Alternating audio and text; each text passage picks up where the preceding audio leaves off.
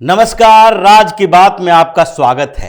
कांग्रेस का विपक्षी गठबंधन यानी कि INDIA का गठबंधन जो अपनी ताकत को बढ़ाने की कोशिश में लगा था, अब उसके एक एक पहलू सामने आ रहे हैं, आपस में ही लड़ भिड़ रहे हैं और 5 मुख्यमंत्री जो राहुल गांधी के चहेते हुआ करते थे आपस में ही भिड़ने लगे हैं। 2 मुख्यमंत्री तो ऐसे हैं, एक कांग्रेस के और एक वो मुख्यमंत्री जो लंबे समय से राहुल गांधी के लिए बैटिंग कर रहे थे कि विपक्ष का PM उम्मीदवार तो राहुल गांधी को ही बनना चाहिए, और वो दोनों आपस में भिड़ गए क्योंकि इंटरेस्ट स्टेट का है, अपने लोगों का है, अपने राजनीतिक भविष्य का है और इसको लेकर समझौता नहीं हो सकता है। इसलिए शुरुआत तो यही से हुई, कर्नाटक और तमिलनाडु के विवाद से। कर्नाटक और तमिलनाडु यानी कि एक जगह कांग्रेस की सरकार,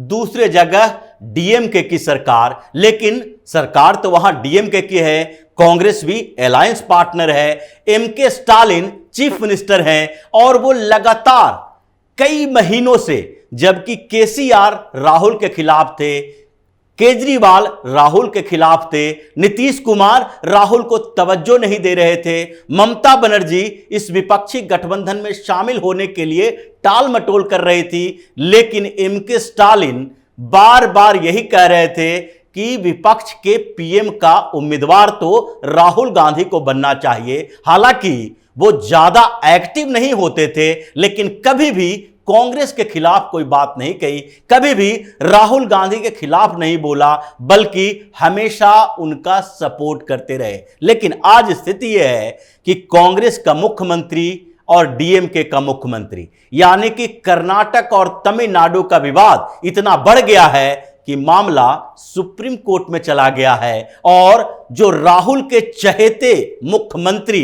MK स्टालिन थे, वो MK स्टालिन अब राहुल गांधी, सोनिया गांधी के बदले प्रधानमंत्री नरेंद्र मोदी से गुहार लगा रहे हैं कि हमारी समस्याओं का समाधान कीजिए। और मामला है कावेरी नदी के जल के विवाद का। कावेरी जल विवाद अब इस दौरान इतना ज्यादा बढ़ गया कि कर्नाटक के अंदर DK शिव कुमार, जो कि राहुल गांधी के करीबी नेता हैं, कर्नाटक के डिप्टी CM हैं, उन्होंने सर्वदलीय बैठक बुलाई है। वो इतने घिर गए हैं राज्य के अंदर, और राज्य के बाहर तमिलनाडु की बात आती है तो फिर सेंट्रल पॉलिटिक्स की याद आने लगती है। इसलिए ऐसे घिर गए हैं कि सभी दलों के लिए सर्वदलीय बैठक बुलाई है 23 अगस्त को। उसमें भारतीय जनता पार्टी और जनता दल सेकुलर को भी शामिल करने के लिए कहा है कि आप दोनों भी आइए, इंटरनल पॉलिटिक्स है, राज्य के मुद्दे पर कभी भी हम समझौता नहीं कर सकते, चाहे तमिलनाडु के साथ ही हो।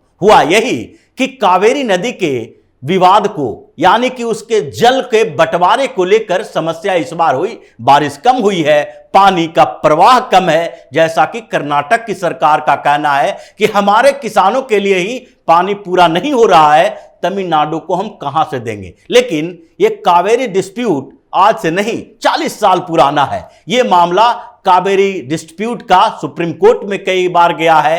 कावेरी नदी जल प्रबंधन प्राधिकरण अथॉरिटी भी बनी है और इस प्रबंधन को लेकर अभी भी विवाद चल रहा है। और इस बार जबकि दोनों पार्टनर हैं, तमिलनाडु और कर्नाटक में सरकार दोनों जगह कांग्रेस की है, अलायंस में तमिलनाडु में और पूरी तरीके सरकार कर्नाटक में, लेकिन विवाद जब इंटरनल हो, जब वहां के अपने लोगों की बात हो, तो फिर यह बढ़ेगा ही। और तमिलनाडु सरकार ने यह मांग की कि कर्नाटक की सरकार हमारे किसानों के लिए पानी दे, कावेरी नदी का पानी अगर नहीं देगा तो ऐसे में हमारे यहां सूखा पड़ जाएगा। और इसलिए सुप्रीम कोर्ट से भी गुहार लगाई और PM मोदी को MK स्टालिन ने एक लेटर लिखा जिसमें कहा कि प्रधानमंत्री आप इसका समाधान कीजिए, हम लोगों के विवाद का समाधान कीजिए, हमारे किसानों को भी कुछ पानी दिलवाइए। इसके बाद यह मामला सुप्रीम कोर्ट में तो चला ही रहा था, दूसरे तरफ कावेरी नदी प्रबंधन प्राधिकरण के पास जो गया था और उसमें यह विवाद चला, तो उसने कहा कर्नाटक सरकार से कि आप 10,000 क्यूबिक पानी छोड़ो 15 दिन के अंदर। जबकि दूसरी तरफ सुप्रीम कोर्ट में तमिलनाडु की सरकार है जो इस मुद्दे को लेकर गई है और उसमें 24,000 क्यूबिक पानी छोड़ने की मांग की गई है। लेकिन सुप्रीम कोर्ट ने एक अलग बेंच बनाया है और उधर जो कावेरी नदी जल प्रबंधन प्राधिकरण है उसके इस आदेश के बाद डीके शिव कुमार की कुर्सी हिल गई। जनता दल सेकुलर, भारतीय जनता पार्टी, इन लोगों ने भी आरोप लगाया कि आपने अपने राज्य के लोगों के मुद्दे को सही तरीके से पेश नहीं किया, इसलिए आदेश देना पड़ा।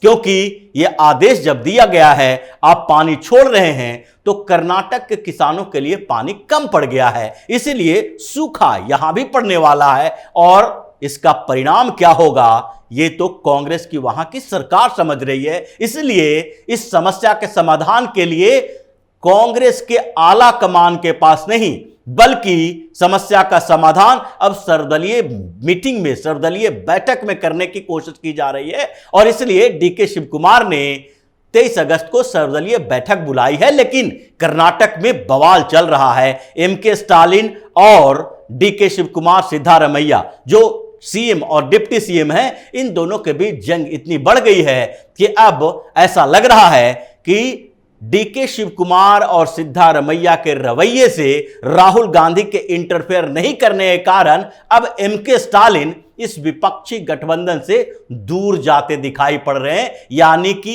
एक सीएम का विकेट लगभग गिरने वाला है एक स्टेट के अंदर। दूसरा अरविंद केजरीवाल हैं। अरविंद केजरीवाल अब कांग्रेस से बदला लेने के लिए राज्य राज्य घूम रहे हैं, क्योंकि कांग्रेस ने कहा दिल्ली में तो हम भी चुनाव लड़ेंगे। पंजाब में एक्टिव किया गया और एक्टिव भी ऐसे कि सीडब्ल्यूसी का गठन हो रहा है तो पंजाब के कई नेताओं को शामिल किया जा रहा है और सीडब्ल्यूसी में मनीष तिवारी को भले ही मेन बॉडी में नहीं लेकिन स्पेशल इनवाइटी में शामिल किया गया, जो कि थोड़े से नाराज चल रहे थे सेंट्रल लीडरशिप से। सबको साथ लेने की कोशिश की जा रही है और जो 84 सदस्यीय सीडब्ल्यूसी बनाया है उसमें हर स्टेट से कुछ नेताओं को ऐसे शामिल किया गया कि विद्रोह भी खत्म हो और इसका फायदा चुनाव में भी मिले, चाहे केरल हो या फिर इधर राजस्थान हो, मध्य प्रदेश हो। लेकिन अरविंद केजरीवाल को लगा कांग्रेस अब हमें धोखा दे रही है, इसलिए वो छत्तीसगढ़ के दौरे पर निकले, मध्य प्रदेश के दौरे पर निकले और हर जगह जहां केजरीवाल की एंट्री होती है वहां कांग्रेस की सामत आती है। चाहे आप गुजरात चुनाव में ही देख लीजिए, गुजरात विधानसभा चुनाव में केजरीवाल की एंट्री हुई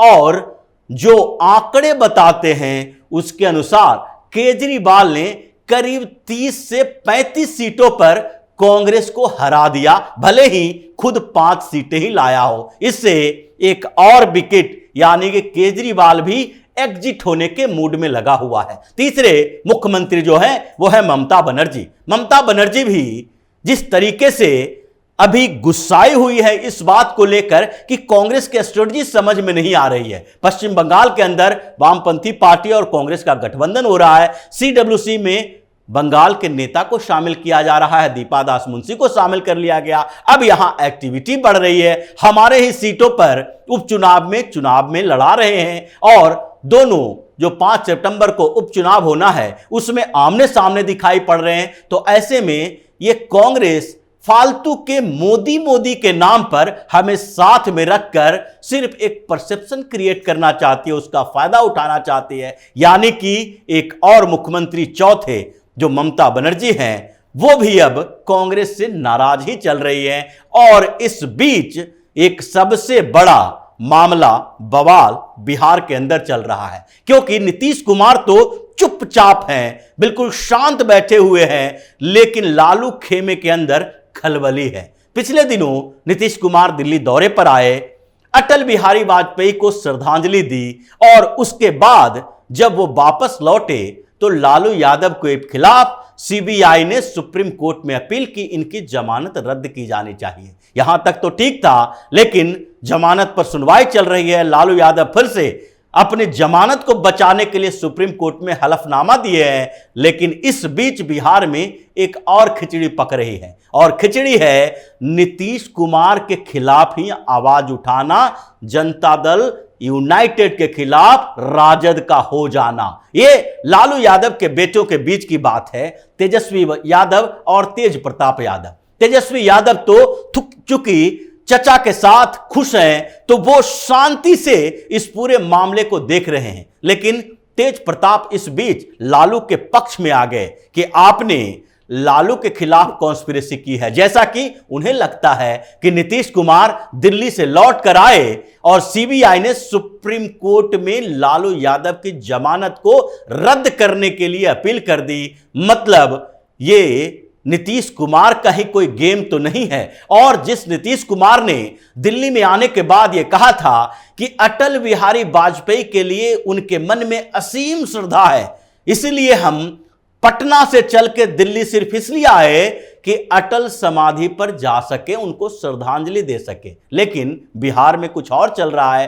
तेज प्रताप यादव ने एक पार्क का नाम जो अटल बिहारी वाजपेयी के नाम पर था, पटना के कंकड़बाग में, उसका नाम ही बदल दिया। अचानक से यह नीतीश कुमार के श्रद्धापूर्ण व्यवहार के कारण एक तरफ मुख्यमंत्री कह रहे हैं कि हम उस महान व्यक्तित्व के अनुकंपा पर हैं, क्योंकि जब उनकी सरकार बनी हमें बहुत ज्यादा तवज्जो दिया गया, हम वैसे व्यक्ति थे जो कहते थे आप पीएम बनेंगे, और वो पीएम बन गए। इसलिए उनके बीच हमारे बाउंडिंग जो थी इतनी बेहतर थी कि उनको श्रद्धांजलि देने के लिए हमें पटना से दिल्ली आना पड़ा। लेकिन दूसरी तरफ तेज प्रताप का कहना है आप अटल बिहारी वाजपेयी को ज्यादा ही भाव दे रहे हो, इसलिए हमारे बस में जो है हम करेंगे। और कंकड़बाग में जो अटल पार्क था उसका नाम रातों रात बदल दिया गया। अचानक से उसका नाम बदल के कोकोनट पार्क कर दिया गया। मतलब कहां अटल बिहारी वाजपेयी के नाम का पार्क और कहां कोकोनट पार्क, उसे तो वो लालू पार्क ही बना देते, लेकिन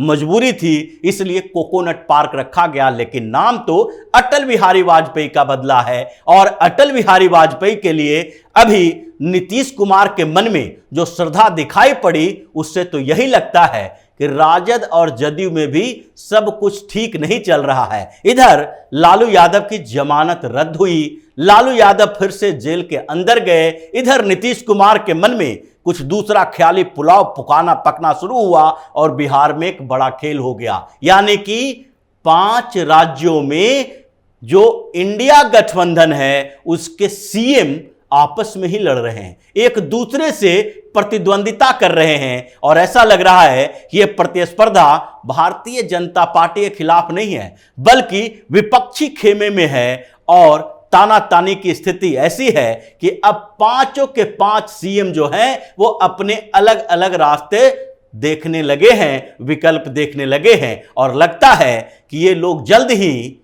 कांग्रेस के साथ नहीं बल्कि अपने आप के साथ नजर आएंगे और पूरा का पूरा ये विपक्षी एकता के लिए चलाई जा रही कवायद जो है, जो गठबंधन बनाने की कोशिश है, वो विफल होने वाली है, क्योंकि जंग शुरू हो चुकी है और इसका अंजाम भी कुछ समय के अंदर ही दिखाई पड़ेगा। तो इसी तरह की खबरों के साथ फिर से हाजिर होंगे, तब तक के लिए बने रहिए हमारे साथ और देते रहिए हमें सहयोग, ताकि इसी तरह की खबर हम आपके लाते रहें।